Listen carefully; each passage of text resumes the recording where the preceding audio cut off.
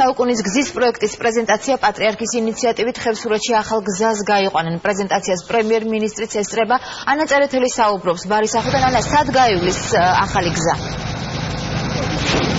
Iaketi ჩვენ ამ წუთებში ვიმყოფებით პირაქეთა ხევსურეთში გზაზე, რომელზეც ცოტა ხნის წინ შენ საუბრობდი, დააკავშირებს პირაქეთა და პირიქითა ხევსურეთს, კონკრეტულად მოხდება არხოტთან დაკავშირება.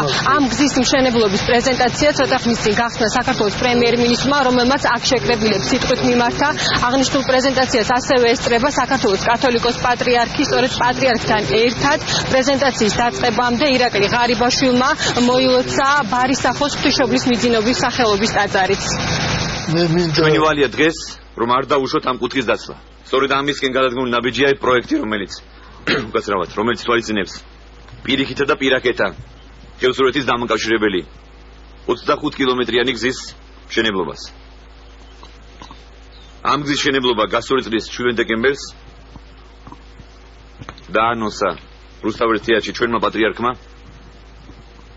და მისმა უძინესობა დალოცა და ბრძანა, რომ ეს გზა იქნება გაჭირვებიდან გამოსვლის გზა. ჩვენ ვიწყებთ საქართველოს სტრატეგიული მნიშვნელობის გზის მშენებლობას, რომლის გაყვანაც აქამდე ვერასოდეს მოხერხდა სამწუხაროდ. ეს გზა პირიქითა და პირაქეთა ხევსურეთის სოფლებს, არხულსა და როშკას დააკავშირებს ერთმანეთთან. როგორც უკვე მოისმინეთ, საუბარია 25 კილომეტრიან გზაზე, რომლის მშენებლობაც პირაქეთა ხევსურეთში ამ წუთებში უნდა დაიწყოს. ამ ღონისძიების ფარგლებში ხევსურეთში ასევე გაიმართება რამდენიმე სხვა ღონისძიება. კონკრეტულად აქ ასევე დაიწყება ფესტივალი ქართული სული, რომელშიც მონაწილეობას იღებენ ადგილობრივები. ამ ღონისძიებების ფარგლებში დაგეგმილია სხვადასხვა საკონცერტო გამოსვლები და ასევე ფოტო და სურათების გამოფენა.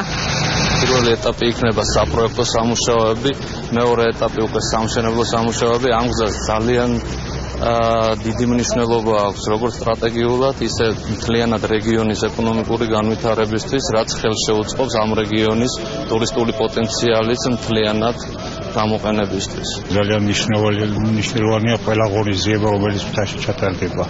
განსაკუთრებით დღევანდელი დღე, როდესაც ერთადერთი მხარე იყო, რომელიც საქართველოს არ უკავშირდებოდა სამანქანე გზით. და რადგანაც ხელოვნების ფესტივალია და ყველას ვინდა მონაწილეობა მიიღოთ, მეც ჩემი ნამუშევრები მოვიტანე და გამოფენე.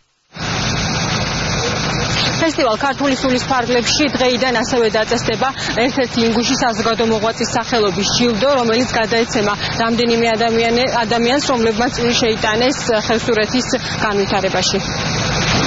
ალბათ ანა ეს ანა წერეთელი იყო.